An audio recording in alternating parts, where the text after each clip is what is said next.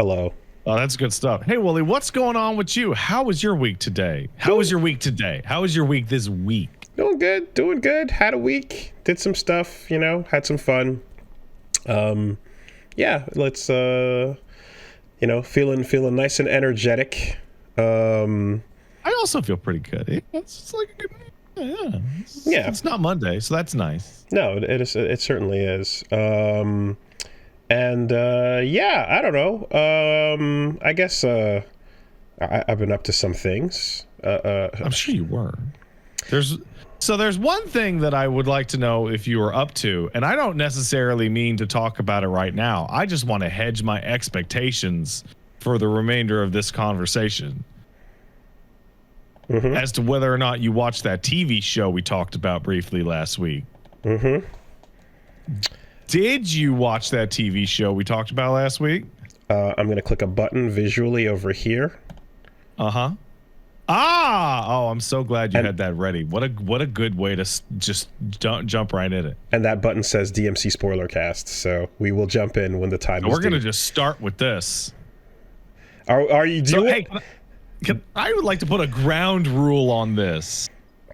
I would like to personally limit discussion of how Adi Shankar may or may not suck ass, because I think there's plenty to the show to talk about without that. Well, I don't know anything about that, and that's perfect then. And that has nothing to do with any of what we're talking about with the show. Yeah.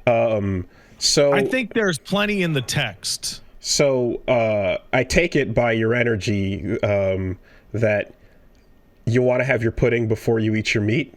You want to go. Oh, I just wanted to know if there was pudding. Okay. All right. So we'll get back to if hey, when you have a dinner, and it's a family dinner, and you look over and there's like a big ass gigantic fucking chocolate cake sitting on the counter. Yes. You're like, I know where to portion my fucking guts on this one. I have watched the entirety of this show. So did you do it in one go, or did you in one sitting? In one sitting. All right. It's only like 4 hours, right? It's it's basically a 4-hour movie of sorts. Add extra time for pausing and rewinding to check that you read the correct thing or heard the correct thing. But yeah, we'll get to that in a bit. First, let's get to the steak. Yeah. Before the pudding. 100%. And let these fuckers wait a minute. All right, we know what you're here for. You're here for the premier Devil May Cry fandom experience. You need an aperitif and an amuse-bouche. Yes. Before you get to dessert. And you tune into this podcast to hear the forefront of Devil May Cry opinions. So, you're saying that? Is that true? I think it might be true. Yes, the premier opinions, such as what does it do in Gunslinger, and Blorb. We think about that shit all the time, Woolie. I legitimately, I love that moment so much. Okay, you know what? We're starting now because I have to ask you something. We're starting. Never mind. Cancel. Undo it. Spoilercast is starting now. We're starting now because I have to ask you something. Yeah. I did not want to, because with that, we talk about these games a lot. We've been talking about them for a long time, and whatever, we could argue, we can say that we've been talking about them before they really caught on in a larger way. I have been talking about Devil May Cry, and to the point of including it in high school media projects back when I was in fucking high school. And so I know, and despite appearances, you're actually quite humble in many ways in life, in some ways. So I ask you, when you saw Just follow my thought. Follow. Wasn't ready for that. Okay, thank you. Follow. Yeah, sit down, be humble, but follow my thought process. When you saw that character with the skull bandana, did you have any thoughts? No, not really. Okay, because I didn't have too many thoughts either. And then a big character standing next to him that looked like the rest of that design appeared. And then right after that, there was a character on the team they went, "Hey, Pat, something, something, something." And it was the black guy whose name was Pat. And I was like, oh, okay, whatever. That's a stretch. That at all. That's a stretch. That's super random. Yeah, I'm just like, whatever. That's and then a Punisher skull type thing. It's off-brand, whatever. It's a stretch, right? I feel that might be a fair stretch. But the and I put that in the recesses of my brain, going, Woolie, fucking relax. You know, what are you feeling? Big for your britches over here? Get out of here. And then apparently Asmongold was the guy on the mic that was that's obvious, right? And so it's because it's been literally stated aloud and confirmed online. So when I'm like, oh, there are YouTube people here, and that other blondish guy that with the goatee that hangs out with Ninja that is a little bit Maximilian-ish. No. And I was like, maybe, I don't know. I don't want to, I don't know. It's a stretch. I agree. Do you have anything like more than like tummy vibes? No. I hate connecting fucking string dots. So trust me, I'm the first person to just toss this whole thing in the garbage. But I am just saying, like, it entered my brain a little bit, and then I went, nah. And then I saw the Asmongold thing, and I went, oh. And then I went, let me ask you what you think. I didn't pick up on that. All right, so then never mind. It's a reach. Now, let me tell you, if Dante walked up and said, wow, check out these blorbs, then I would have been like, okay.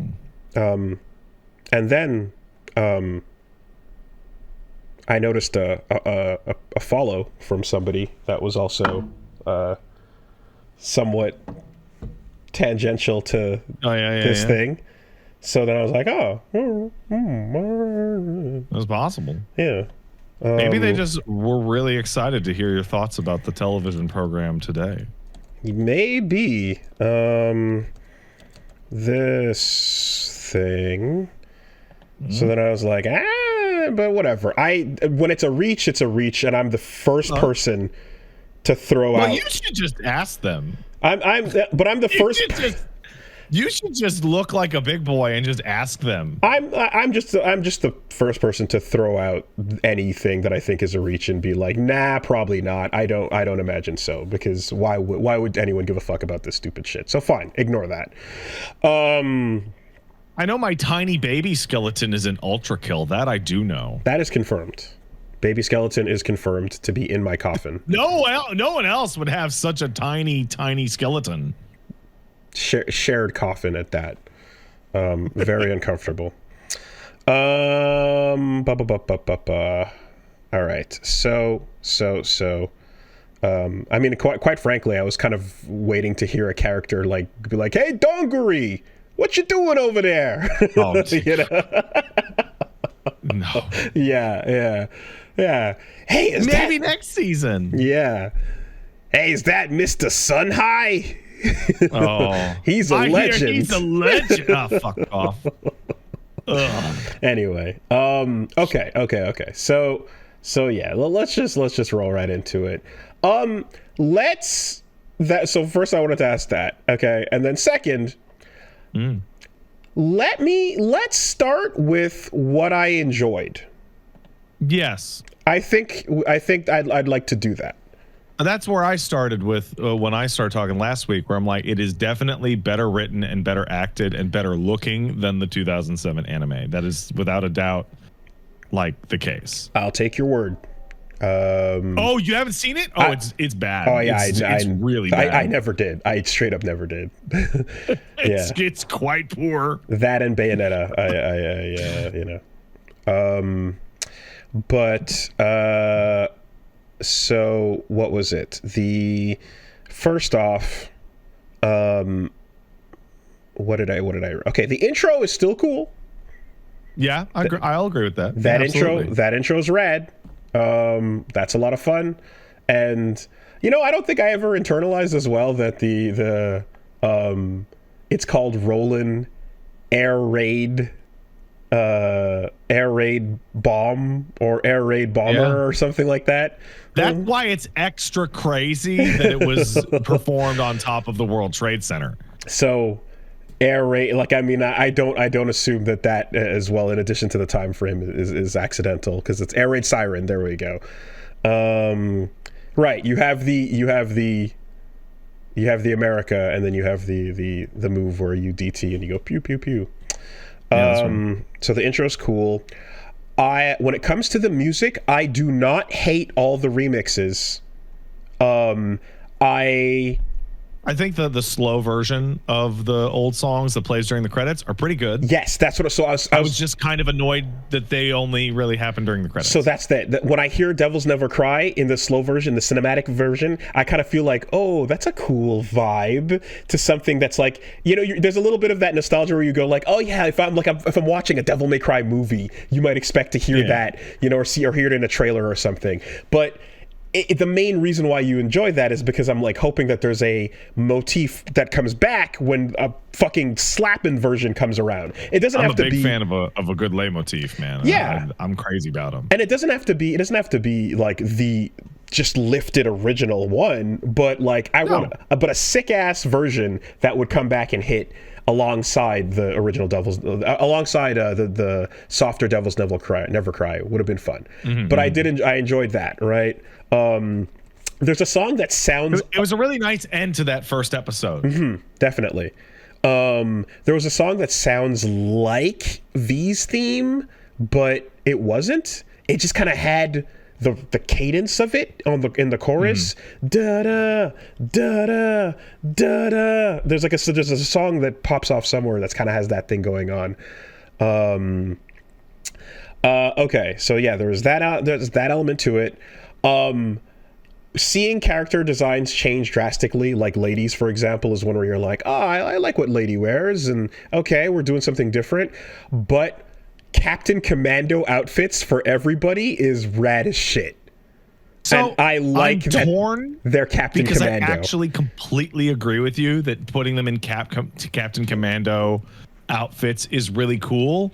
I think the whole team standing there like clashes. I think if it was just Lady, that would be one thing. But the whole Darkcom Captain Commando gang look like they're from the future. I think though the idea was probably that one, you could, when you have a bunch of them standing there in the armor and you have that one that's got the same shades and hair, you're like, oh, for sure that's what we're doing.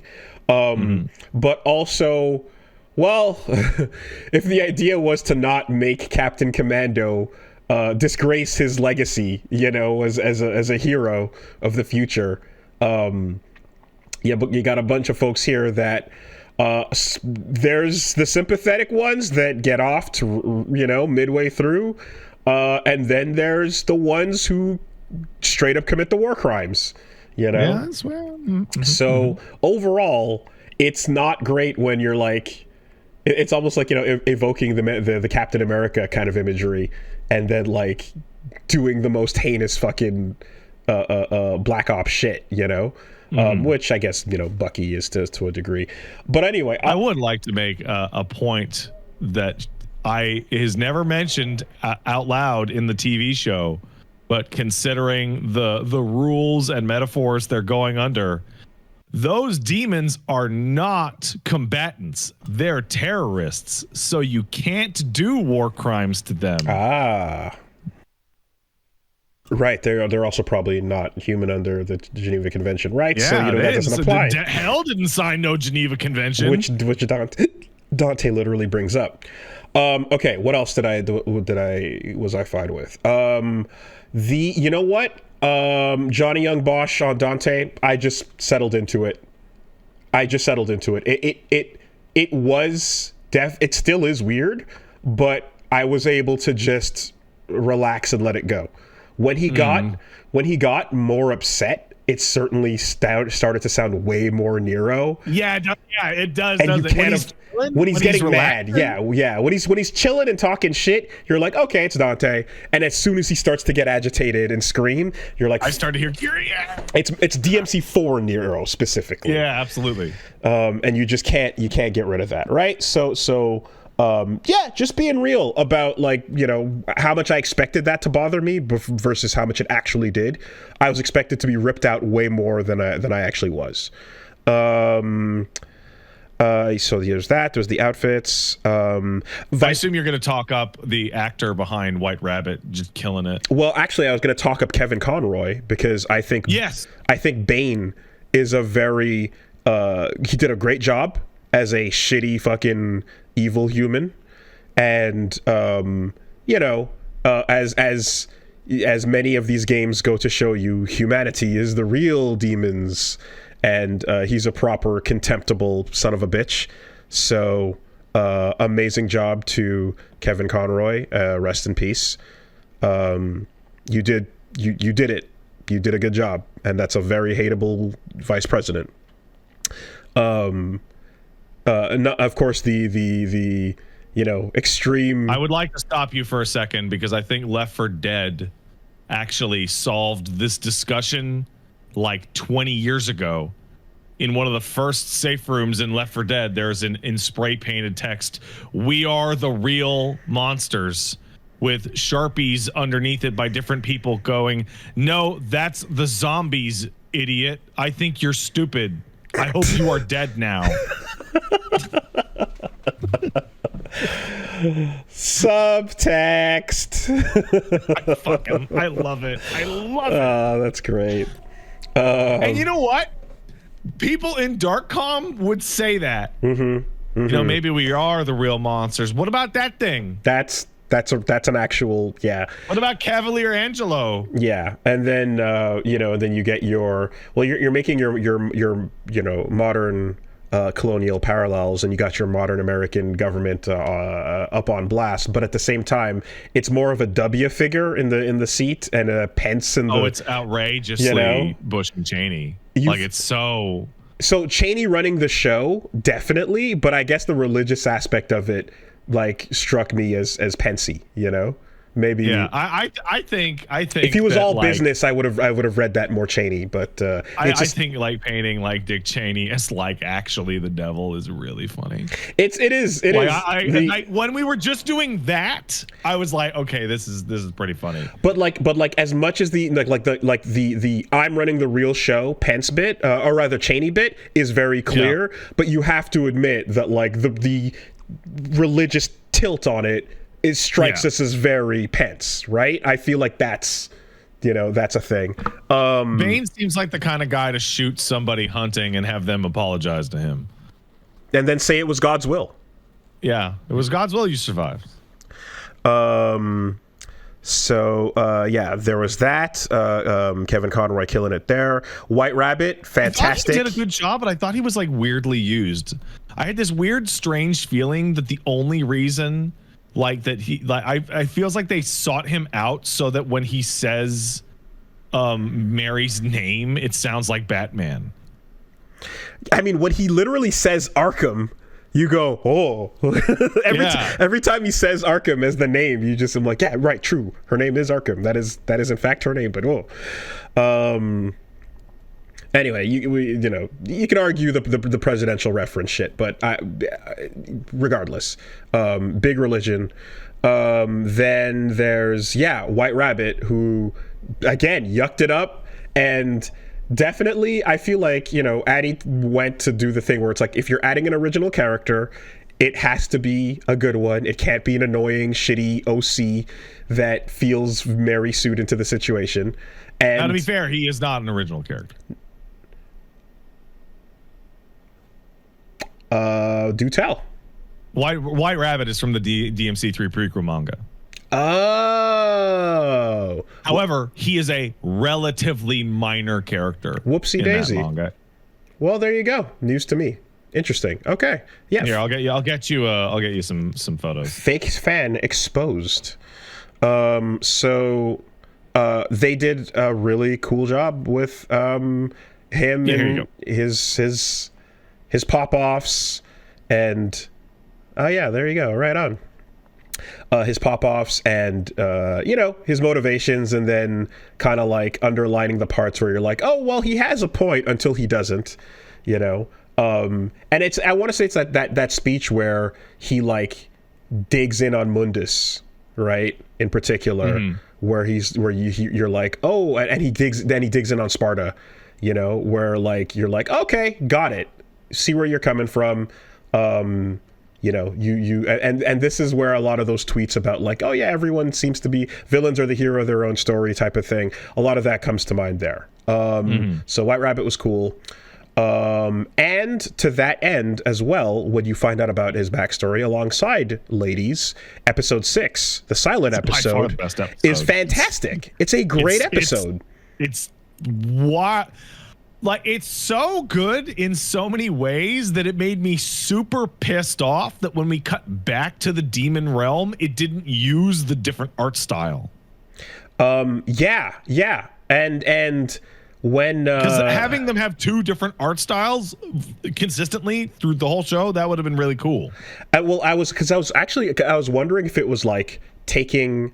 I was wondering if it was also giving them an out for like not having to show too much of the demon realm if they didn't want to explore it yet, but that wasn't the case because like later on you do, But at first I was like, oh, is this a way of kind of like being like, we'll get there later when we design all of that, but for now let's simplify for storybook purposes, But no, narratively it worked out. Also showing the kind of like the hatching and shading on their hair in particular is a really cool filter. When you see Lady and White Rabbit as kids, great. That was well done. And of course, and then when the dialogue does come in, it's like for some awful shit to happen, where you're like, God damn it, Lady. And you can see too as well where it's like there is as much as she's being so stubborn and like hateable, like you can see that it's like she has a turn and she has these moments where she's supposed to become like more sympathetic, but like they happen so much later than like a functioning sympathetic human being would. They happen like an hour after anybody else would have caught up to like oh shit, wait. So I knew this was gonna happen because I think talking about Lady is like by far like the most interesting thing in the show, and like the bit that you're referring to is like she gets shown sympathy by the horrible dastardly demons, but like even in the explicit moment where she has been saved by a normal family, she is like shaking and ready to like shoot the baby and the little kid on the ground. It's like crazy. Right away. Like she's like trying to And like, if you're going off of the idea of like, well, she's traumatized and upset and she hates them and she's enacting that and whatnot, there's that idea of like, you can have that flash in your brain of like, oh, I want, and then wait, no, what am I doing, right? That like subconscious, all demons, no, wait, what? But the fact that she's like, no, actually, let's talk about it for a minute, how I'm about to wipe you out. And then the refugees themselves have to be like, we just risked our lives to save you. And like, that's the point, right? You're supposed to feel as incredulous about her doing that. Like that the intended emotion that we have in that moment is correct. But the reason why this is jarring, and this becomes the theme for the rest of it, is just because of like having any attachment to what that character was wrecks your brain, right? And a lot of the incredulity of all of this is based on having an attachment to the material it's based on. If this was all brand new and you're like, I don't know anything about this lady, you'd just be like, all right, yeah. Well, wow, she's a fucking asshole. All right, well, that's that. She's insane. But knowing that she's not that callous and not that mean and like would have this level of hatred, the first thing she says is she hates fucking demons and she's full of that. But like to not have that little switch that would go off in most other people's heads, I suppose. Like, is strange, you know. I need especially to go for a protagonist, I guess. Like the set of like the sequence of events is a little backwards because the episode 6 flashback is like predates the beginning of the show. But like I went back and watched it to check. Okay, so we have a demons in like jump through a portal and Darkom's there and her gang is there, and we're like, oh no, the demons are coming through. And then a big monster shows up, which confirms to them that it was all a trick, right? The part that gets me, like by far, and you can go back and watch the scene, like when that big monster comes out and starts eating the demons, Lady's team opens up on like the women and kids first. That's exactly. No, that's where I was going. Is that like first? I was gonna. Then they make sure they take out almost all of them before she even realizes the big demon's about to crawl 100%. This is where I was going. Is like if you have no context for what you're looking at, and you're like demons are evil and whatever, and then you see someone come through and go, hey, just talk no jutsu, right? Like, please don't shoot me and my kids. Hold on a minute, and they're all like this, and then something else comes and goes, and you're like, I don't know what's going on. Kill them all, starting with the young. You're just get like, the smallest targets first. Like, I mean, get the ads, right? You have to focus on the ads before you focus on the boss. And then she blows, like, you have the shot of like the grenades going over like a crying 6-year-old before it's completely incinerated, and then Darkom clears out, and I know it's not there, but I like the tone of the scene feels like Lady and the gang in the bus going back to base go, whoa, that was crazy. Bro. You see that shit? Wow. Barely got out of it. Hoorah. Oh, get some. Brr. Get some. Brr. You know, and yeah, no, like and the thing is, again, let's say we have no attachment to the past, right? If you are painting your characters with these flaws, it's very difficult to walk the audience over to their side when they late come to a reluctant agreement on, okay, I guess we'll be sympathetic, right? Her realization. And so, and then connected to this point, I guess we jumped forward a bit, but because we're just all over the place now. Like you mentioned last time, the idea of like, oh, demons are kind of like people. They're not just these big old freaks or whatever, but there's the sympathetic element, right?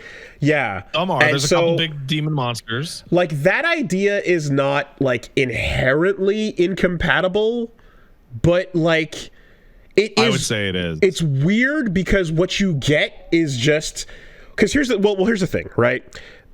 But there's a difference between. Let me back up. In the games, there are demons that you're cool with and or sympathize with, right? And there are demons in the extended materials that, at the very least, are capable of intelligence and speech, and you know, like Phantom can talk to you. He's a giant lava spider, exactly. But he's like he's a person in his head. Beowulf is meant to be like, you're like, oh, that's a cool dude, right? You fought with Sparta and so on. Griffith's Shadow and Nightmare are all meant to be like, you know, tragic parts of V, and you're like, oh, it's them, right? I mean, literally, you can name Trish if you want to. It's a special exception, but like. There's that element where you're like, okay, demons tend to be these big old freak beasts, but you have these like ones where you're like, there's something to them. And I feel like what you kind of end up having on a broad categorization sense is like you have the demons that are like down for the fight, that are like, let's go, son of Sparta, we're both going to enjoy this, right? Yeah, Beowulf, Belial, Agni and Rudra, all leaning, that are just, they're just like, let's lean into it. And to that end, when you beat them, there's this thing of like, well, they're not dead. They submitted, and you're using them as weapons now, right? Like Nevin. Yeah. So there's a little bit of like, you've conquered them into submission, and now you can use them, right? It's like a Mega Man power, but Cerberus better. is doing his job at the bottom of the Tamina Gru, right?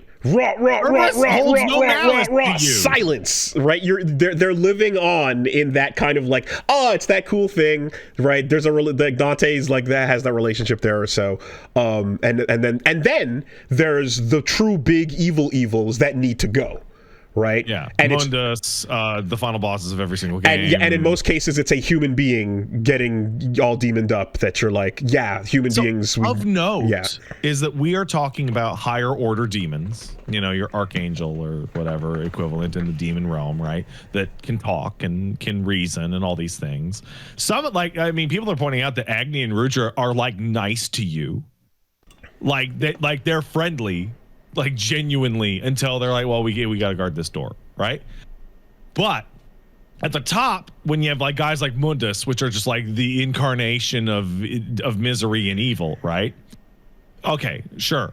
But what's important is that from the medium level down, we have freak beasts from a Doom level. We have slobbering monsters that represent 99.9% of all demons. And so where this gets complicated is because now we go, no, wait, there's just human beings with horns, right? And then barely, man, it's like a fucking eyebrow implant. They're Cardassians from fucking Star Trek. Say Kardashians, right? Like they just look like Kardashians. Yeah, the Cardis. Yeah, the dirty spoonheads. Got it. And then like Gene Roddenberry makeup, basically. Yeah. And then there's, I'm actually an animal with a large terrorizing body, and I'm a predator. Like, yeah, I'm literally just a fucking hell elephant. Exactly. Like I'm not. There's no thought. Just eat, like monster type of thing. And also we don't talk about wildlife. The show never goes into it, but there is a massive subdivision of demons that are just ghosts of right, some specters and such. So then you go, all right, well, Dante's a devil hunter, and like, I guess, is not an expert in them since he like doesn't really know enough about himself or so, which we'll get to in a second. But like, there's the clear like, okay, well, I'm going after these things, and we can take them out. They're bad, but they're not blanket bad, right? And then you have where Lady's at, where it's like he's like, wait, what? Like he's like half and half, and Lady's just full on Gestapo, as you mentioned, just all in, exterminate, wipe him out.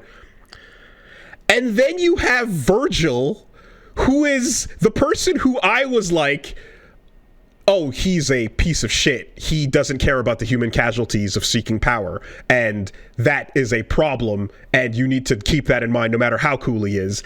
And now you're like, he's freeing the innocent people. He's a gooder guy than anyone else in the show. You remember when I said I don't believe those old tweets? Virgil is heroic, like in the show, and he's going to be the antagonist, and he is going to be the antagonist with better reasons than any of the protagonists. And so you're like, the whole thing where it's like, oh, no wonder he's talking about him being misunderstood. Because in this version, he's a completely different person. He's literally a completely different person. The most sympathetic, person here. And then, like, I mean, not even to just like, okay, so we're ignoring the Nello Angelo mind control because you can just become human. Yes. So, yeah. All right, there's no bit there. So whatever the consequence being, him losing, or who knows what happened, but he serves Mundus. But the first thing you see of him is like, you make him like the hero of the show in one scene in a way that is like, it shits on whatever lady's growth was, and even Dante's just like, I don't really know, I guess I'm doing this. Dante goes through that entire narrative with literally no personal growth whatsoever at all. I mean, that's the growth is discovery of who he is, and then that's not growth. He doesn't integrate it into his personality or change what he's doing.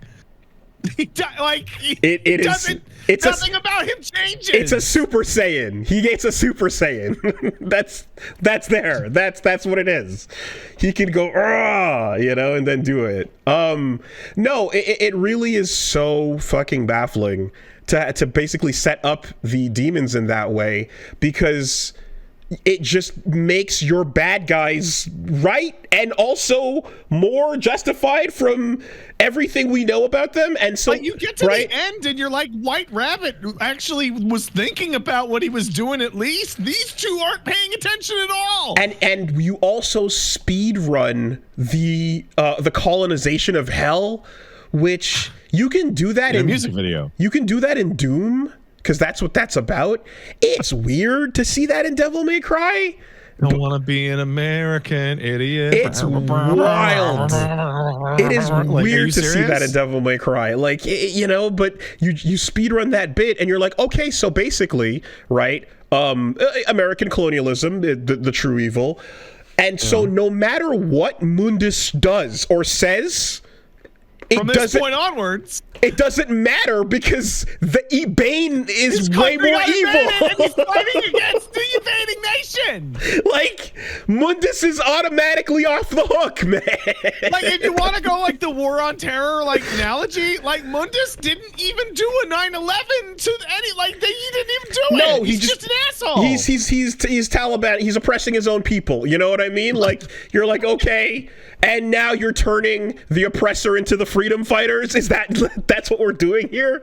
Into this, yeah. I want to backtrack a little bit, because I want to talk about Dante, Lady, and Virgil. And because this is the adaptation criticism. This is not like show criticism. This is adaptation criticism, right? This is why I said that your enjoyment of this is inversely proportional to how well you know these characters, right? Yeah. So I'll take Virgil. Virgil is the simplest. Virgil has a single defining personality trait over fucking 7 games. And that is, he couldn't stop the bad thing happening to him in his life because he was a child.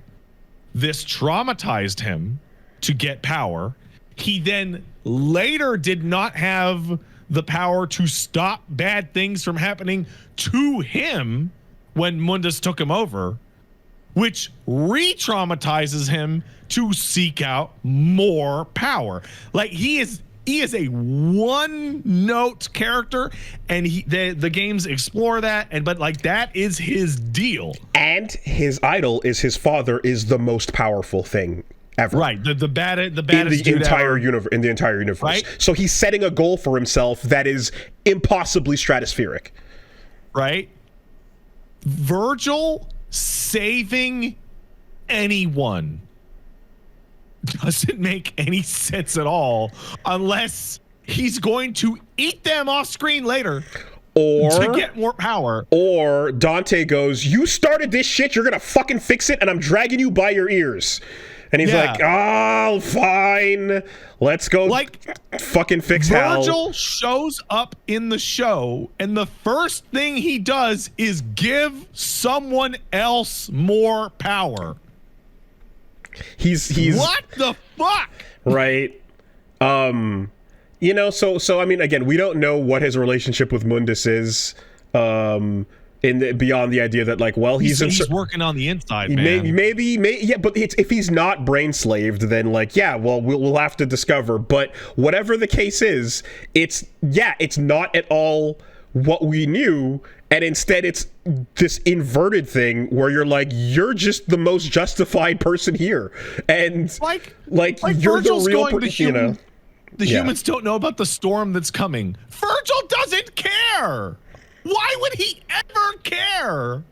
The Virgil we know, right? And this is the amount of work it took in DMC5 to have him go, hey son, look after my book. Okay, bye. Whew, fly away. what required like millions of lives. God, shout out to my son means nothing to me. That boy is my son. Like, that's probably a mistake. It was a mistranslation, right? Because he's going, the word son means nothing to me. Wait, what? Yeah. And you could transfer that over to like Lady and Dante. Like Dante is brash and crass and non-serious, and because he doesn't realize how important things are, because he's a functionally invincible person, and he's sad about his mom, and he's sad about these things, and then he learns that things are important, blah blah blah blah blah, and then that just doesn't happen. And like, I can see, you could argue that they're setting that up to happen later, but it's kind of strange that just didn't happen at all in the first one.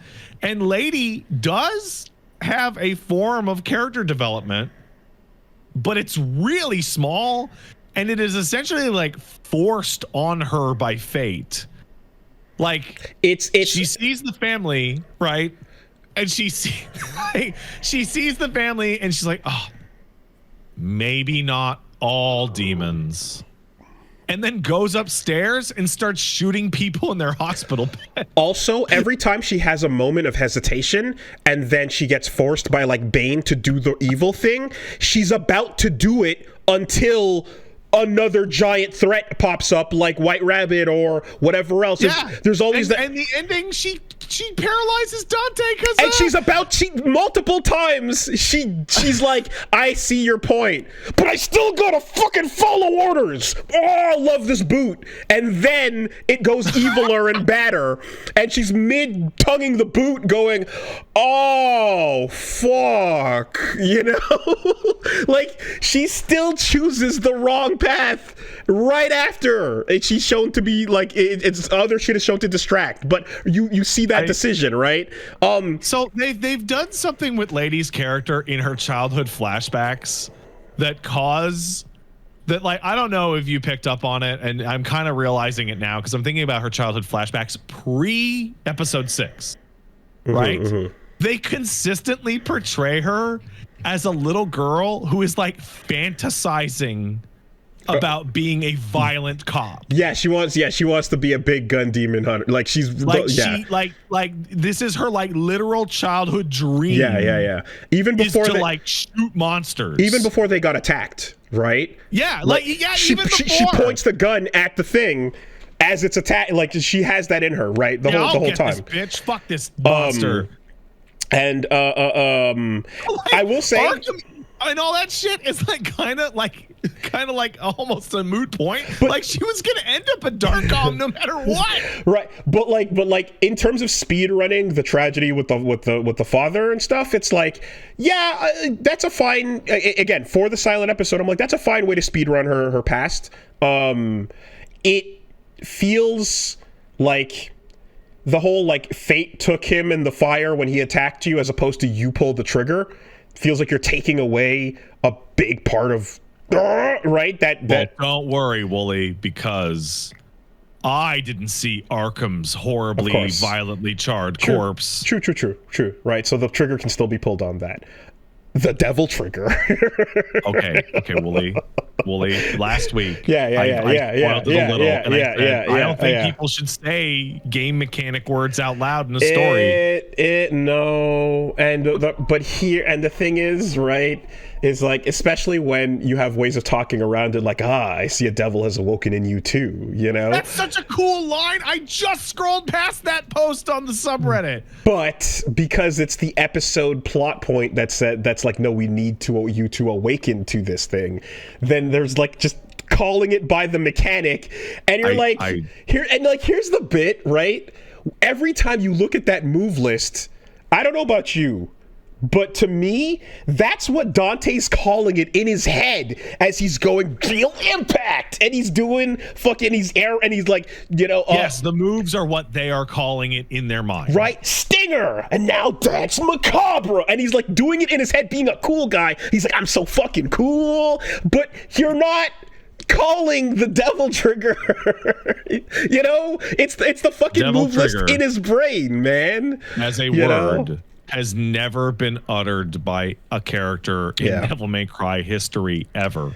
So Like, they talk a lot of shit during their moves, and you know, like whatever. Like, there's times where they're yelling things out and such. But yeah, with moves, it's you can still make that more acceptable in the sense that if they're trying to style real hard and be cool, they can yell the name out and get away with it. Oh, someone's right. In DMC Devil May Cry's Virgil manga, Virgil does yell out Devil Trigger. I have seen that panel. Okay. Well, he also yells out "fuck you," you know.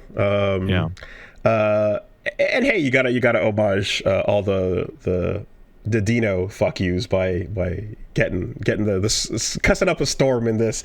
I don't look. The idea of Lady being a big old swearing fuck whatever thing is like, yeah, if you want to do that, I guess that's fine. But it's too much. But it fucks up her scenes. But it's like, but when she refuses to tell you the story of what's of Sparta and all that stuff because she's too angry to deliver it, and like you can't, like. Yeah, you're so the character can't handle their own exposition. You're so angry. You're so hateful and angry that you can't even get it out. You know, and in this world. Right, in the hatred she's showing would make more sense in the world of big freak beasts and nothing else. Yes, but instead, because like when she's calling Dante like slurs and being like he's a devil, you can't trust him. She blew up like all those women and kids like years ago. Like that. Does she even remember that happening? That vitriol would be so much more justified for the game world, you know. But instead, hearing the sympathetic one, it's out of control. Yeah, and no, she like it takes a second, and then she's like, oh, hey, that's the guy, right? And then again, yeah, and then so you have and again to just go back on the whole like just cause bit, right? Power obsessed Virgil is actively giving away his amulet for what he believes is the right cause, right? What? No, the right cause is me getting fucking buff as shit. And Dante is like, not in a million years, never. No one's getting this amulet. They're like, Dante, it'll help save the world. Just give us. But it's my mommy's. No, I'm not going to give it to you. I'll never give it to you. And you're like, but Dante, but the planet needs it. And he's like, I don't give a fuck. And Virgil's like, if it's for the better good, if it's for the, you know. It's so weird. And it's like, why? Adaptation problem. Like these characters, I like these characters a lot. These characters are at their core like fairly simple, and it's just the exploration of like fairly simple themes through like sincerity. But like all of the characters have been like inverted or like sidestepped. Like he is essentially, somebody in the chat just pointed out, by giving his amulet and his blood away, he's giving away his father's sword to some guy. He lets him rock with the sword. Like, it's the most selfless. It's crazy selfless. It's so insane. Yeah. Right. Essentially, and again, it's like setting White Rabbit up to be because it's setting White Rabbit up to be like a Virgil in the season because Virgil's not there. Yeah. So he's like, here, you go take my stuff and you be Virgil for me. And then he literally cuts the thing in the drop off scene in the same way, right? But anyway, so yeah, attachment to any of the existing shit just makes that shit hurt more. The whole, okay, so there's, as you mentioned it, and I was going to come and say, there's a level of internal consistency with the world that exists that like Castlevania is like, okay, this system is what it is, and like you, and also shout outs to the rest of the fucking whatever, the Space Marines, you know what I mean, like the crew. I'm like, yeah, right, yeah, the crew's fine. I got no problems with them. But I have one problem with them. Okay. We follow them for like 5 episodes, and as they stand around and look badass, and then they all get punked out in like fucking 90 seconds. They do. Like, that crazy. Is true. And well, and related to that, ladies going through the raid is like she gets more kills than Dante. She gets more play. She's more efficient. She beats Dante and more demons to a standstill, as you said, and then again on the rematches, and is actively like styling on crowd. Like, takes out so many of the bosses. It's crazy. And you're like, okay, I'm guessing he really likes her and thinks that she should get some play, but like to the point where Dante's like shoved in the back of a truck or just completely out of commission or stuck in a plane. Lady takes out Plasma and Echidna while Dante is falling from the sky. Like, he's kidnapped in the truck and then kidnapped in a plane doing the thing while she's styling hard and doing and actually playing the game, so to speak, you know? And I mean, I don't know, like there's a potential like thing there where it's like, oh, let's give the side character more play. Let's like you know what I mean? And like, let's kind of like subvert it a little bit by going, oh, the super strong guy, let's actually make him be weaker or whatever, if that's what you're going for. Well, it's that he's dumb. But you can't do that for the whole season. and you already did it on the freeway. And then now it's in the second major sequence where all the demons are around again. And then she kills them. She kills Echidna and she kills fucking like literally she takes everybody out. Takes out Plasma, who later dies in the explosion, but like she beats two of them. Is just way better and way more anyway. Like we're rolling into the last episode where Dante's like, I have to take this more seriously, and Lady manages to trap him for like nearly the entire climax. Yeah. Also, I thought the whole bit with like don't get touched, just a drop of blood, was going to be a like now you must style, right? I thought that was going to be a way of kind of implying like don't never get hit, must style, you know? But that's not exactly what it was. But it kind of it could have been that, and that was an opportunity that was not taken. Something. So I don't want to throw anyone under the bus because I don't know if this was like a producer, decision or a. I say that because he got hit and beat up. Yes, or whatever. But how do you like when you look at an adaptation of a property and you're like, there's Plasma, there's Echidna, there's Cavalier Angelo, and they're like one-to-one recreations, and they're really cool. Rabbit looks cool. Lady's new outfit is all right, etc. And then they're like, you know what it's time for? It's time to have our own design for a big major villain. Here comes Arkham Asylum Rabbit, the shittiest looking monster in the fucking show by an order of magnitude. Just god awful. Yeah, I'm gonna have a big giant monster arm with the force edge, so it looks like there's a tiny needle at the end of my dick. Pat, from before we even started being on the internet, what is the rule of cool that we have learned from this franchise? They have to be your size and they have to walk towards you. What are we doing?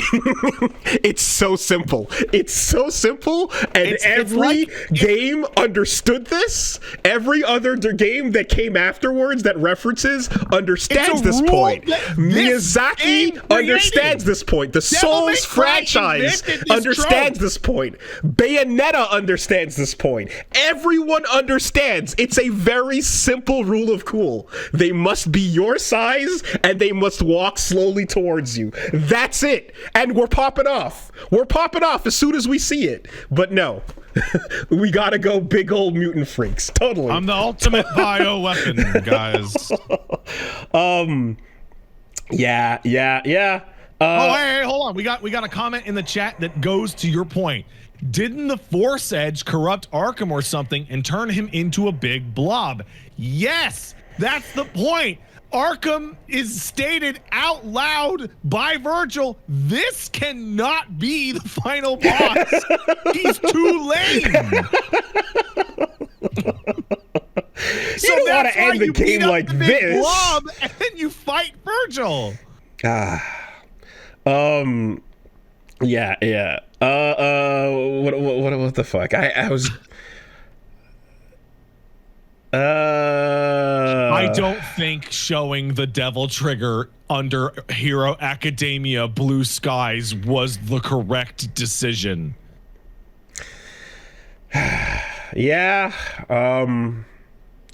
Though they did do the wings turn into the coat. Yeah. Which, good. Great. No, I don't. We talked about DT designs. I don't hate the version in this. And I hate it during broad daylight, specifically. It looks way better at the end on the bridge.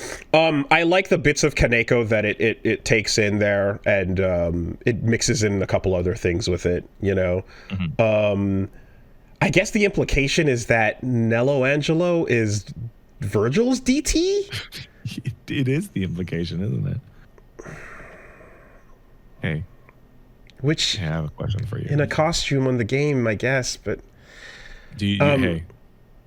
I would like to go down a thought experiment with you. Can we do that? Okay, I had other points and I'm losing them as we go. But don't worry, you'll remember them. I want to go down a thought experiment for you. Okay, so in DMC Devil May Cry, we are establishing that the average demon is like a normal person who happens to be from a different dimension, right? They're essentially a neighboring nation that has had its borders closed. Star Trek right? aliens.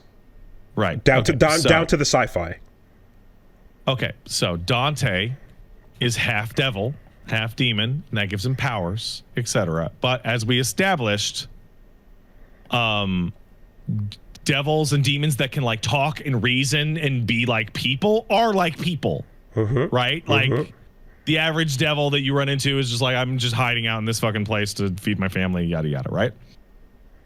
So when Dante turns into a devil and is overwhelmed with hatred and rage and violence from his devil side, what is the thematic parallel we're supposed to pull onto normal demons? Are they actually all secretly bursting with murder under the surface? Isn't the story like doing everything it can to like reverse that expectation? So wait, was Sparta like super evil and had to fight it? So or is it all deep? What the fuck? Hatred and evil is power, except don't look at the Undertale village right over there. there's a little Undertale village and little fucking Alphys and crew are running around in it. Deltarune is happening right over there, and just don't look because yes, hatred and evil is power. Yeah, no, talking about the rage and giving into it and all that, right? Any sort of, if you want to make it about like emotional control. It's genetic. It's like, oh, so they're all the kids too? They're all just and so then why isn't Lady popping her fucking DT? Did you notice that there was a okay, in the episode 3 Star Wars review that Red Letter Media put up, they invented the term backtracking, in which they described how like what's that? That's a term. Yeah, okay. I think they invented it, but regardless, they use the term backtracking to describe about how Anakin has been like a violent murderer for like multiple movies at this point. So they have him backtrack and be like, oh, I gotta save those droids or whatever, right? And because it was written later, right? So in episode 1 of this show, Plasma steals a fucking baby, like a human child. Yes. And then the human child is never seen again. Presumed dead. Yeah. And it presumed, oh my God, is that baby? Oh, that's fucking terrible. And then a couple episodes later, Plasma's like, by the way, I can only turn into things if they're still alive. So, oh, you know what? Plasma didn't kill that baby. Mm-hmm. That's how, you know, because otherwise he wouldn't have been able to pretend to be, because Plasma's not that evil. And then the mom is with the stroller when the big thing is about to bite them. Yeah. Right. So you see her again later. So yeah, no, there is that bit. I do also Like, the idea of taking a generic enemy and turning it into, like, that is the plasma, I'm like, that's kind of cool. I don't mind that as sure. a, you know, as an idea. They're not going to put multiple of those guys in. It's a really weird power set. Yeah, exactly. And then that's why, obviously, the whole Virgil bit is played the way it is. Let's get our reaction shot of him flashing his red eyes at the camera. It's like, that guy's plasma, don't forget. You know what? Okay. Man, I just realized something really stupid. You know when he turns into Virgil and Dante's like, oh, my brother, that's impossible. And then later says, oh, yeah, he turned into my brother. That's not anything what he would look like anyway. Yeah, that line is weird. Right? Yeah. Okay.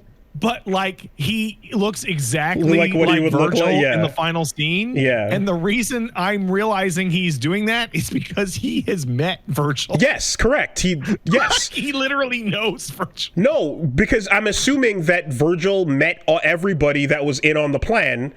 You know, the smorgasbord of demons from all the different, you know, games coming together, and they're like, he's playing off of the person he's met already. Because White Rabbit introduced him. But with that whole bit, the more you think about this fundamental change that you talked about last time, which is Dante just grew up not knowing he was a demon. Absolutely clueless until he's what, 20? And it's like, I don't know, I guess I just thought I was like a superhero or something. And it's like, haha, throwaway line. And you're like, no. Pause, wait, go back in time. You just showed those two kids fighting and throwing couches at each other and smashing a room up. As babies. Right? And Ava's like, oh, you kids, you know? And they're fucking Dragon Ball fighting. And you're like, how did that work in this world? With even like the healing factor, and like, how did he internally? He was just dumb. Your stomach got exploded out to the point where I think your spine was showing, and you healed from it in 1 second, and you're like, haha, that's crazy. The whole bit is just, I'm just too dumb to figure out or to think about anything about that. But also, like, I'm good at hunting demons, and I know I'm one of the special, you know, people that does that job, because I'm hunting demons is my specialty. I don't know. There's also a Goldstein reference in there, like making Kalina Ann. I got a question for you. So Sparta seals off the demon world, right? And he uses the amulets to seal it off. Sorry, the quantum locators, or whatever the fuck they're called. So he uses the amulets to seal it off, right? Okay. And so then he empowers the magic. No, sorry, it's not magic. He sciences up the quantum entanglement of the of the amulet to open up the demon portal, that it has to use the two separate sets of blood from his kids that don't exist at the time that he did it. Because his genes are split into two, because purple is made up of red and blue. Yeah. It is really, really jarring and weird to just have Dante's life explained to him by other people. Because it removes every agency about his own character. And this is all just connection to the source material bits, but you're like, the whole thing with him is actually that he knows too much, and he plays up being a different person. Tony Redgrave rolls into town. You know, who am I? I don't know, whatever. Hey, Enzo, who's great, by the way. Enzo's great. I like Enzo. I think Enzo is a massive highlight, and a quick little jab at the Raccoon City job implies a lot of fun things that I'm happy to just keep as a little Easter egg. Okay. Yeah, that Enzo was cool. But the whole thing is, Dante is that, he's that 90s anime protagonist, your Vash the Stampede or your Spike Spiegel. He's your, I'm going to blow into town. I have a whole lot of backstory going on that you don't know about. I'm going to solve this small problem, Edward Elric, and then don't worry about it. My true power comes out for a second to fucking do some cool shit, but then we're gonna go back to it. And who's that guy? How could he do that? Don't worry about it. It's crazy. Nobody knows anything about his past, right? And then it turns out when you get to episode 6 or 7, and then someone from his past shows up, for example, his fucking brother, then you start to learn about what's going on or whatever. Like it feels like just weird that other regular human beings are telling Dante about who he is and what's going on and what his dad is and all of that. Everybody knows about Sparta, and everybody knows Dante is his kid, and everybody knows that he can devil trigger except for Dante. And the every time we cut back to his childhood, so far that's pretty much lifted straight up, right? Like everything about Ava and Virgil, outfit, background, hiding in the framing. closet, right? All of it, right? Except Virgil was in the house, except outside of the house, right? Sure, whatever. That's the one difference, right? But so then we don't have the same versions of these characters where, Dante's biggest weakness is everything about like his mom, and Virgil is obsessed with his father and the power and the devil side versus the human side. We're taking that out of the equation with these characters. But if Sparta was not enough, if they were not aware of Sparta's existence at all, and Ava never really told them, and they never really were a thing, that like the family photo that was on the wall where they kind of at least knew who he was, and he gave them their swords and whatever, that's not a thing here, right? Because they don't know anything about him. So if you take that part away, what makes Virgil care about demons and power and his dad or any of that shit? Well, I guess we don't know. We can learn about it in the next season perhaps, but him and Dante would have the same level of attachment to their mom when the trauma happens without their dad being present, and then we go off and we create whatever Virgil's timeline is now, but Dante gets the one that we get. But it just makes way less sense if you don't have both parental figures there creating that fork with them in the moment of trauma. Do you understand what I mean? Ava doesn't even tell them their father's name. They are like 6 or 7 years old, and she has told them literally not a single detail about their father. What he looks like, if he's a devil, what his job is, what his name is, how they met, like. So it just, Dante goes up to just not have any information, and he's just the one, the guy, he's bumbling around and being told right after the fact, and he's got the connection to his mom where he's like, it's her amulet, I'm gonna hold on to it, that's it. But Virgil can't possibly have anything resembling the connection we know to Sparta, because he's a mystery, at least until after they get attacked and that trauma thing moment occurs, right? It can be written so that in the Mundus time, he learns and studies and goes that way or whatever. But up until the point where they get separated and he thinks that he's dead, he has no connection to his father whatsoever. And the formative years of that being what causes the trauma make way more sense for you to become lifelong obsessed than it does for it to become something later on. So his whole character has to be different as a result. Dante's biggest moments of self-discovery should be from his fucking twin, not anyway. All right. All his moments of self-discovery are so like fundamental to moving the plot along. Like, okay, well, we need to set up that you can devil trigger so that you can do it in the last episode. So I'm gonna just tell you that you can do it. Yeah, look, maybe he just took his memory, or that they'll just make it like, oh yeah, we wiped his brain or something, you know? Yeah. The strangest part about a lot of this is I remember a tweet when Addy was describing the two types of projects he works on, right? So the Addy Shankar bootleg universe, which is stuff like Punisher Dirty Laundry and right. Stuff like that. So there's the company name, the production company, but then you've got Captain Laserhawk and Guardians of Justice, and it's the description is the brand known for reimagining and remixing pop culture, projects that will blend genres and styles, creating a unique alternative take on familiar characters, formats, and settings. And then the second category is Adi Shankar Animation, and this brand focuses on high quality adaptations of beloved franchises and establishing and established franchises featuring mature themes and complex narratives. It adopts a sophisticated style that seeks to elevate the source material while paying deep respect to the original work.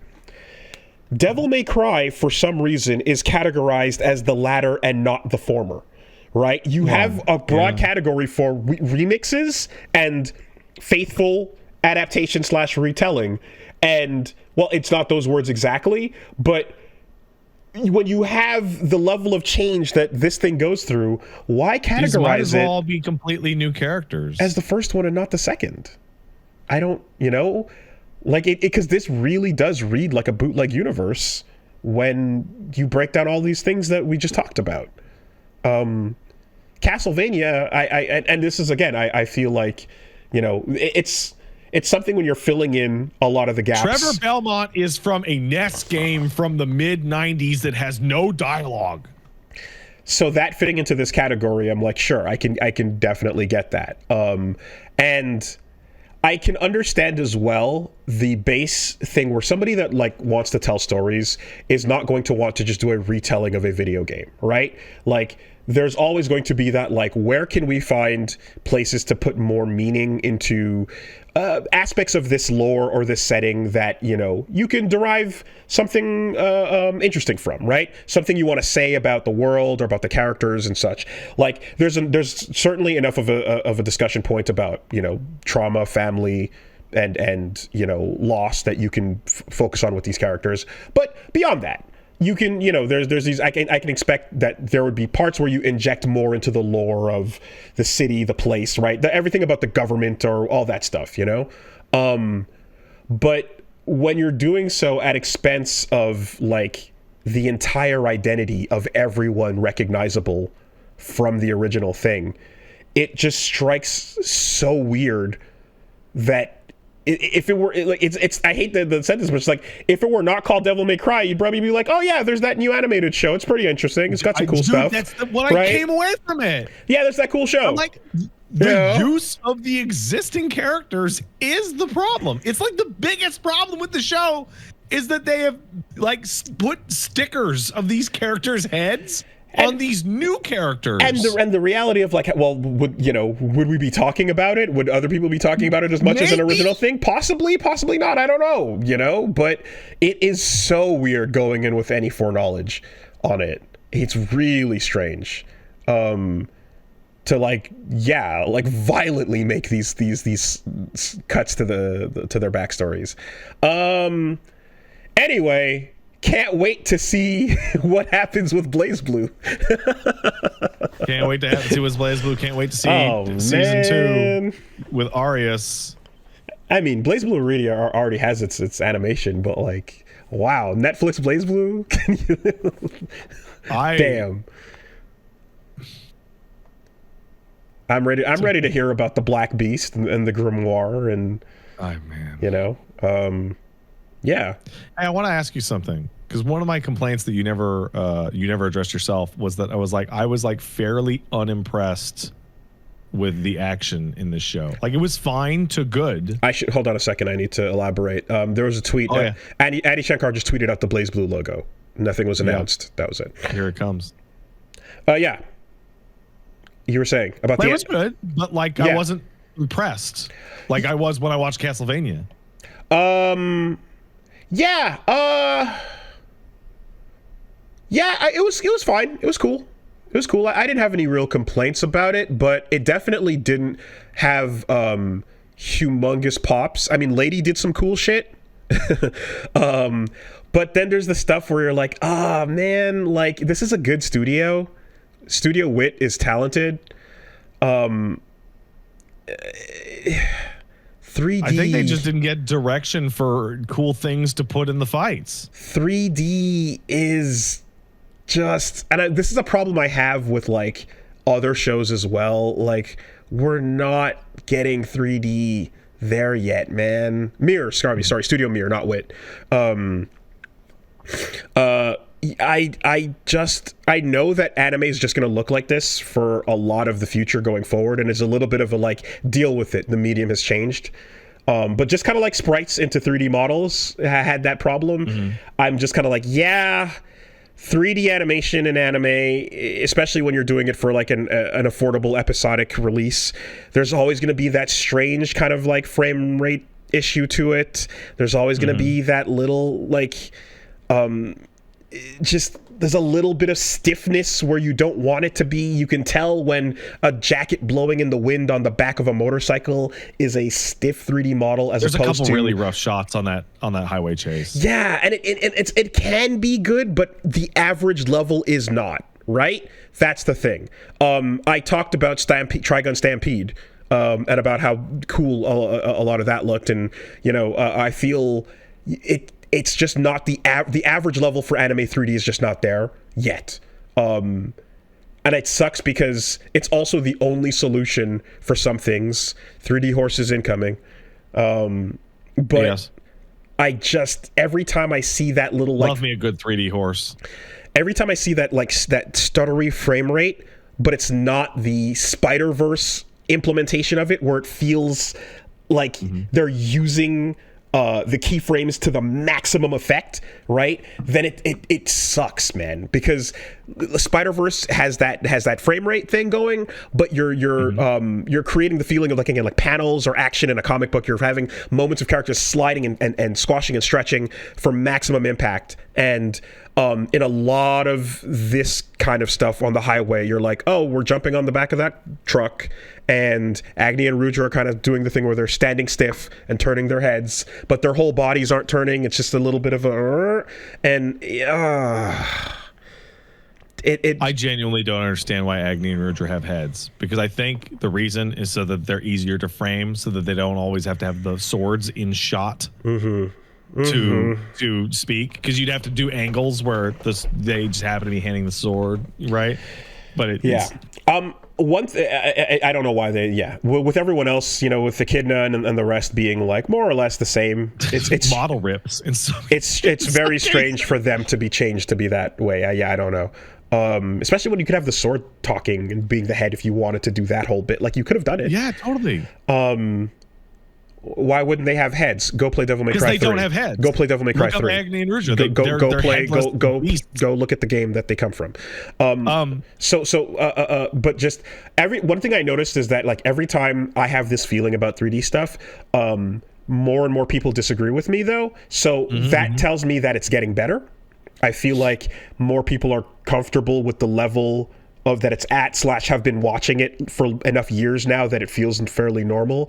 But it's just, you can always tell when something that's a mixed medium show switches over from one to the other, Absolutely. I have a question, and I want you and I guess our live audience to let me know if this is an unreasonable request, because I genuinely don't know. Like, it feels like it might be, but okay. So I'm going to use Castlevania as an example, right? Castlevania is a storied video game franchise.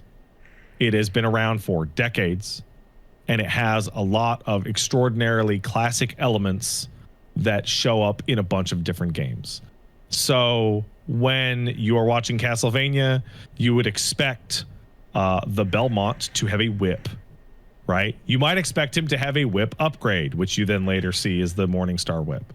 You expect him to throw a holy water at guys. You would expect him to have a cross weapon that he throws that returns to him like a boomerang. Things like this. You would expect Alucard to do like a backstep that kind of looks like a teleport. I think I know where you're going. These things that are all over the place. Yeah. Right? That are super, super, super, like, iconic. Yeah. Devil May Cry is a franchise. Is a series that is absolutely defined by an extremely large, and I don't think I'm hyperbolizing, a super iconic moveset. Absolutely, 100%. Like a moveset that people take the name of and apply to other things. In the way that Shoryuken DP has been used to describe that, everything. It has done the same across its move list, 100%. Stinger is what you and I call everything that moves forward. I call Nero's, like, I forget what it is, shuffle, caliber, whatever. I call that fucking Stinger by accident. Streak. I call Streak Stinger because my brain goes Stinger. Sure. Every launcher is a high time. Especially if you can juggle afterwards with a ranged weapon. Every helm splitter is a helm splitter, even a helm breaker. I literally don't know what any other helm splitter in the history of anything is called other than helm splitter. Helm breaker is a helm splitter. Okay. I think it is really strange that a video game adaptation about a video game that is obsessed with its move list to the point where the trailer that changed the series trajectory in history, winning Game Trailer's best trailer of 2003, being the Devil May Cry 3 trailer, just has move names show up on the fucking screen. Rainstorm! Right? Fucking teenagers lose their minds.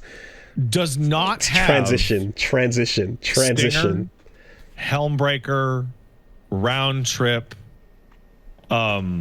It doesn't have Rainstorm. Pat, it doesn't have. It has drives being done by the bad guy. Yeah. It has Agni and Rudra doing some of their moves. It doesn't even have the single most recorded on video Devil May Cry move of all time. A move that shows up in almost every trailer, a move that shows up in almost all of its commercials. It does not have twosome time, in which Dante crosses his arm over his shooting arm to shoot to his left or right or behind. It doesn't have any of it. Bitch, in any of its action scenes. Bitch, and it's weird. I will do you one better. The whole time I was watching, I was waiting for a semblance of a moment of a devil arm. And outside of grabbing Agni and Rudra's combined sword for a second, there is nothing. And then he beats a grunt in the last episode and grabs the big fists and uses those as he can't access his sword. And that's it. Like, there's a moment of, I can't reach my sword. Oh, shit. And you're like, okay, cool. He's going to have to do the thing, you know? No. And there's none of it. There's no acquiring a new weapon and going, oh, yeah, fuck yeah, this shit's rules. Okay, let's go, you know? Nothing. He didn't keep anything. There was nothing. The one or two demons he did kill, he did not get the weapons out of them. Yeah. Right? He could have kept Agni. He could have kept it. I was really expecting him to pick up and take Agni and Rudra, the swords.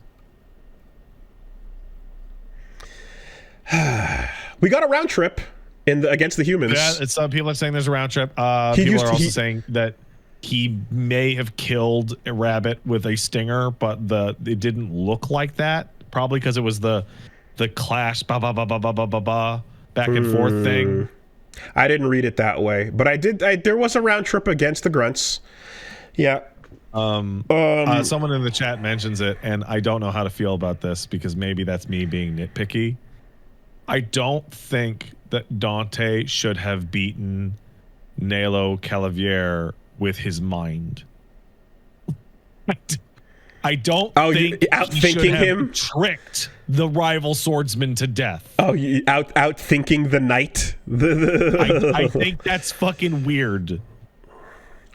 I mean, I don't. But the problem is also, I'm like, I don't even know what personality to apply here because I'm like, this was a container for Trish and Lady, you know. So it's a weird, not demon thing on its own. But yeah, no, he outsmarted it. He sure did. Also, I don't know what the point of making hell being unbreathable is, but it feels like... I bet it's going to be super annoying in that second season that every single character is going to have to wear a fucking suit. Well, because I'm like, if Dante can't breathe in hell? What? Dude, demons can't breathe in hell. Like... That doesn't even make any fucking sense. Yeah, I'm like... You know who can? It's... Virgil. Yeah. It's a strange play, you know, coming off of he rode his motorcycle into hell to fucking deal with it, you know? I don't know.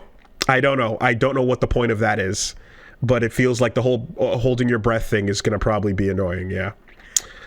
Man. Yeah, and then we're just doing Doom, right? We're just doing Doom. Like they have it's just Doom, yeah. Like humanity was able to get in, plant the flag, and set up shop. Like they didn't time, like Mundus and whatever was going on over there didn't track them down. They were able to create. It is wild that they construction, showed no resistance at all. The scavenging Undertalians are. It really is, isn't it, dude? Like I just saw fucking Undyne. When little kid White Rabbit is hanging out with them, I'm like, hey, look, it's Undyne and Alphys, you know? Like, I can't unsee it. The Undertalians are crawling around and hiding behind every wall, you know, because, like, Burial and the army of hell is marching. Look at them march. Look at them march. They're everywhere. Oh, fuck. And then the Americans roll in and, like... They're like, no, we had time to like contract out like a giant structure and build it, and we had people coming in and checking like, is this up to code?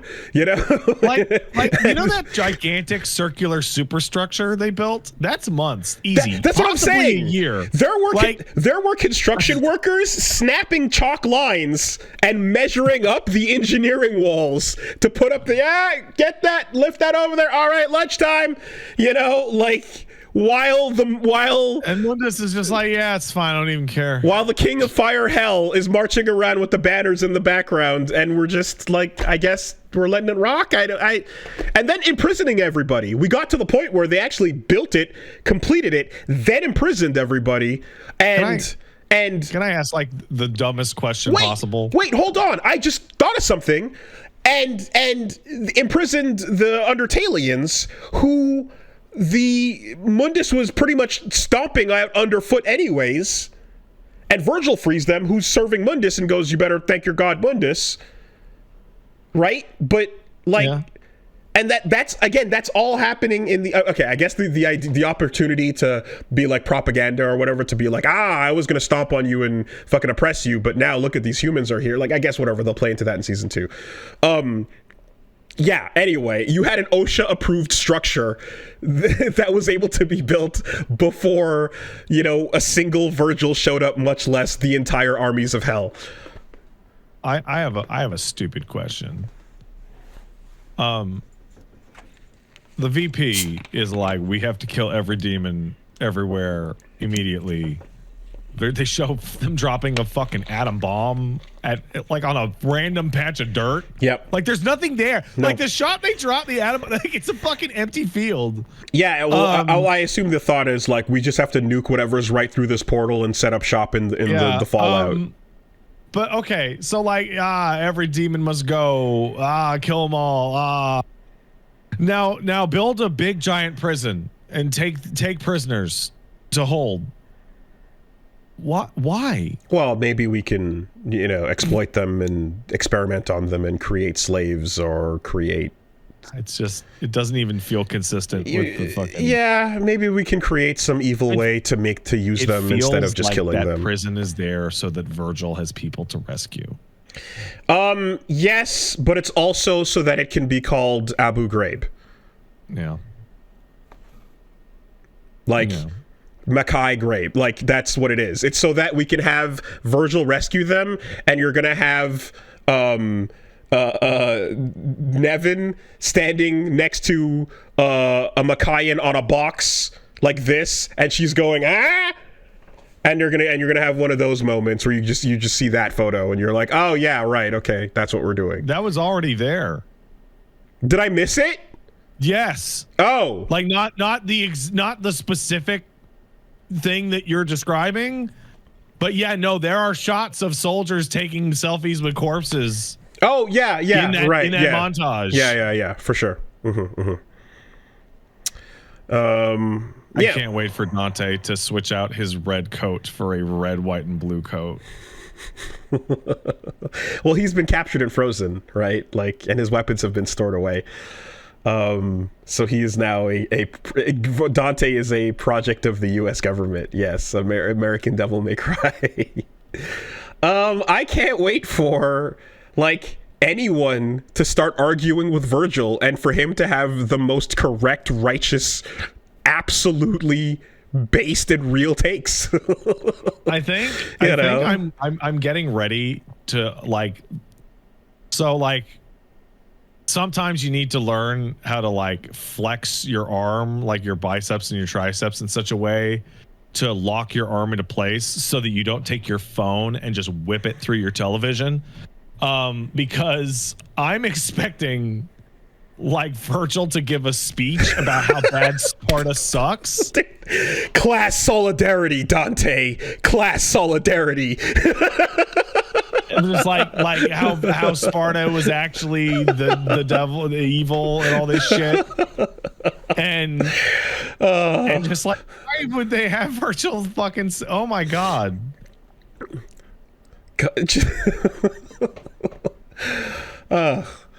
Might controls everything, and only the will of the people together is truly powerful. And these American dogs must suffer. You know? Like, yeah, it's, I mean, I don't know, man.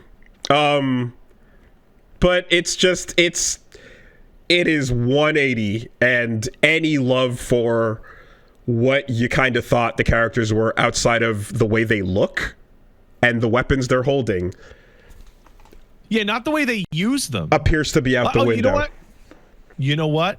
Virgil did use an extremely recognizable move from the game. He did. He judgment cutted. He judgment nut ended. And you know what? I don't think that should have been the first thing we ever see Virgil do. I think you kind of blew your load on that. It's a bit overkill for opening up the prison gates. It's a bit overkill, you know? Yeah. So I saw people saying this before, and I would like to put this out into the ether as not a prediction, but a fear.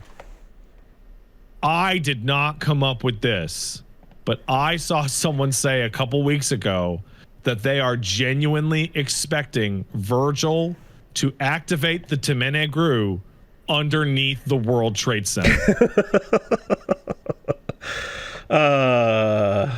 And like, I thought that was ridiculous. I'm like sitting here, like, and I'm like, man. But we already had the building already blew up. We already did it, right? There is a skyscraper that blows up. But the WTC is still there. It is. But I thought the analogy with the actual building, you know, was the heavy-handed one they were going for with the apartment block. You know, they could do it again. They could do it again. But I read that whole scene of the exploding building as, yeah, close enough. You got your point across. I was just going to say, imagine if the roles were reversed and the first time you see Dante, he shows up and then he sin devil triggers and then goes into judgment to open up a bunch of doors. Well, you can't do that because he's emulating when Sparta woke up to justice, which Sparta did not do. Sparta did not wake up to justice. Sparta said, man, I hate demons. I'm going to keep them on this side and go find myself a blonde. Well, excuse me. So in this world, right, when fucking Rabbit is like, he locked us in a prison and then kept himself safe on the other side. Fuck that guy. Is like, sucks so bad. White Rabbit is completely correct, right? You can absolutely chastise and bitch out that motherfucker if you reinvent his entire actions. If you it was crazy how Sparta like erected the Berlin Wall and then went to West Germany to get married. Like, if you change everything about what he did, then you can absolutely go, yeah, that was crazy, right? It's insane to think that we thought that was heroic because it's not the same guy, you know? If you're doing the thing, you see, usually that angle works if you take what we look at as a hero the whole time, or you have an expectation of it, and then you go, oh, well, think about this perspective. What about someone who, you know, had it from this side, right? There's Metal Gear Solid does a fantastic job of this from game to game, and particularly 3, and then I said why I actually still love the ending of Phantom Pain, you know, for what it does and what it represents and where it wraps that story up. I think as much as that game is remembered poorly in the franchise, what it does to the story is necessary to close it off there, and I love it. Fuck Big Boss. What a piece of shit. No legend, only garbage, only asshole, only liar. This thing here is like, you can make a hypocrite out of an old hero if you write them to be a hypocrite. Like the phrasing of woke up to, like, we get almost no detail about Sparta in the games, but like the phrasing implies to me that there was like an active invasion of hell on Earth, and he literally beat everybody back through the door and then shut the door and then sealed the door and then gave up almost all his powers to seal the door and then went to try and have a normal life. And then found the hottest blonde with tig old bitties and just went to town. Hey, listen, there's like part of Sparta's backstory that is so interesting, but it's never spelled out loud. Sparta sealed the demon realm away 2,000 years ago. And then, like, after like 1970 years, was like, all right, it's time to have some kids. Like, yeah. Couldn't resist the snow bunny, you know. Just all that bug. That word a lot lately. All that bug demon life. A lot lately. Oh, it's been around. That ain't new. Come on. I'm gonna blame Marvel Rivals for this specific instances of me seeing it a lot. Oh, is that a new word to you? Because it ain't new to me, buddy. That word has been a part. That word has been a part of my lexicon for a very long time. Like, I had seen it way back, but I had not seen it like a lot. Oh yeah, no. That's language over here, buddy. That's nomenclature. But Sparta Bugman went, yeah, all right, I think it's time. You know, it's time to settle down. And then he had kids, and then he's like, I can't, I'm out. And then either died on the spot or left. Okay, here's a line though, when he's like, you truly are a child of aristocracy. I'm like, oh yeah, right. Because it's not about the floofy old style clothing from when you were children on a big manor. It's about the fact that you're young and carefree and just live doing whatever you want. And you don't have to struggle and fucking actually grind for a living, you know? And also because, like, even on like the show's internal demon logic, even as a half demon, Dante is a fucking freak. Like, Sparta was a cut above. Like, these guys aren't healing from their heads exploding off their fucking necks. Like Dante's regeneration is so over the top compared to everybody else he ever deals with. It's quite extreme. Yeah. Which, you know, I don't think we never see Dante get beheaded in the game or fucking face exploded, you know, but the implication that, I guess, if you stab him enough times, he'll stay down pretty weak and he'll eventually come back, sure. But we don't know the rules, though. We don't know the rules on I do know something. You know, I can tell you one thing. Beowulf, as a demon, was able to lose an eye. His eye did not permanently grow back. Yes, true. That means the demons don't necessarily heal from grievous, like, limb loss. And again, like, when fighting as younger versions of themselves, stabbing Dante enough times, eventually he's like, ah, and he'll fall asleep. Yeah. Sparta woke up to snow bunnies. Thank you very much. Appreciate you. There you go. Man, yeah. it also, this is maybe, you know what, you want to talk about blowing your wad a little bit too early. I think the instinct to blow your wad also goes into, okay, so Echidna's from DMC4 and Agni and Ruja from DMC3. Oh yeah, they're going for like the greatest hits from and 5 Cavalier games. is from the last one. Plasma's from this one, but fuck it, let's just grab them all, you know? Like you're blowing that wad by picking a who's who of the bosses from all the series because you just couldn't wait, you know?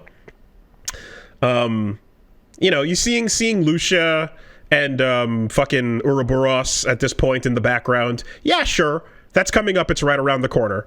But everyone besides Plasma, it's like, that could have been the DMC1, you know, crew. We didn't have to, you know, well, unless it doesn't come back for another season, I suppose. There's that idea, but it's already confirmed. It is confirmed, but maybe there's that thought about like, we got to hedge our bets and put in the cool stuff up front, because what if we save our time getting to it and then it never comes, you know? For example, I think one of the reasons that they picked these specific gang is that they have to be vaguely human-sized because they have to fit in hallways and rooms.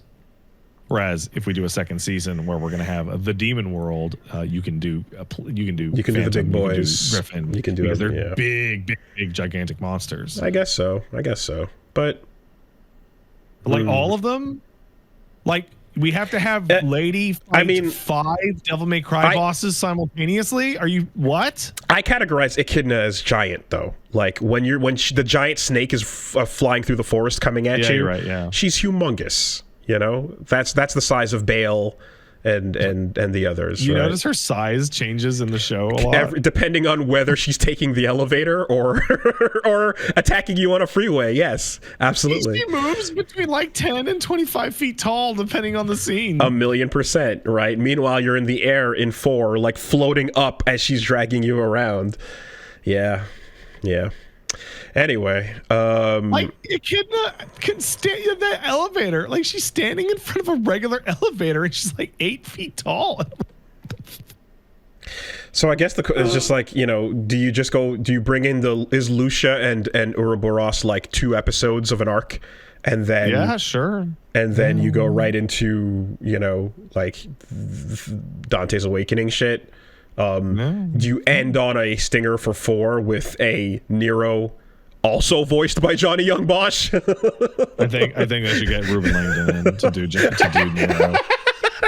Dan Southworth, actually. Dan Southworth. Yeah. I'm not letting you before die. We leave off, I really want to take to task adaptation is my primary issue here, and it's so deep. And we talked about why are these characters not like the characters if you're going to use these characters. But the change to the general setting, the change to Dante knowing about his history, the change to Lady's personality, they're really corny about it in the games. They're super, super, super corny.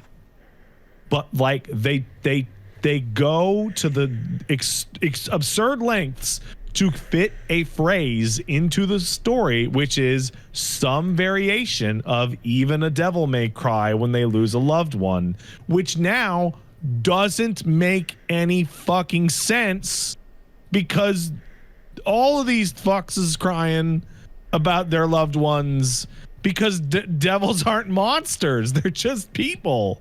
Even the big monster ones are just people. Even a human may cry. Yeah.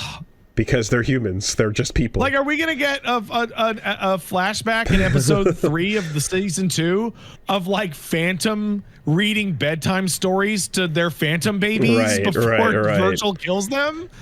Every one of the bats Nevin sends at you is actually someone she has a connection with, you know? People may cry. The name of the fucking thing. People may cry, man. Yeah. I know that this is not 100% this, but there's at least a little bit of this present, which is, you know, especially, let's say, more than 10 years ago when a licensed thing got adapted to be a movie, and then a writer's room walks in, looks at the video game script and goes, this is dog shit, we're starting from scratch. We have a name and a main character. Fuck everything else about this, right? Everything from the Leguizamo Mario Brothers all the way through to where we are today, you know, where the source material is barely a part of what gets adapted to the theater. It feels like a part of that, like, oh, this is dumb, throw this out. We're not doing this, right? It feels like a bunch of that kind of happened, which is like not the same feeling as quote elevating the source material while paying deep respect to the original works. I think we kind of get the worst of all worlds on this. I think Castlevania was an extremely good adaptation. May not have been the most accurate in some ways, but I really liked it. I feel like DMC Devil May Cry, the TV show, it feels like if the Bob Hoskins John Leguizamo movie was exactly the same but looked like the new CG Mario. Like the plot and dialogue was exactly the same, but it happened to look exactly like Mario, and you'd be like, "This is fucking weird." I think we're both on the same page here. Where it's like, if this was not called DMC, you know, it could have been fine, and we could have been on board. Or if it was a recognizable version of the characters that doesn't feel like it betrays what they are, while adding a bunch of other shit to that, then you could be like, all right, I don't like that, you know, like, I'm a fan of the old things and we care a lot about those things, so you want the things that matter from the old thing to be a part of it. But if you see someone come along, change stuff, but you end up still getting something pretty good and ultimately faithful out of it, then you can quell that feeling a bit, you know? That's not what we got here. That's just not what we got here. And yeah, that's a bummer, because you're ready to accept some change, but it's gotta fucking hit, you know? Yay. Well, hey, shout outs to, Papa Roach and Evanescence. Getting paid. You know? Good for you guys. You dropped a fucking crazy train. Not crazy train. Whatever. Come my lady, come my lady. Butterfly. They got paid. You know. Crazy town. Good for everyone who made money. Enjoy your money. You probably worked really hard.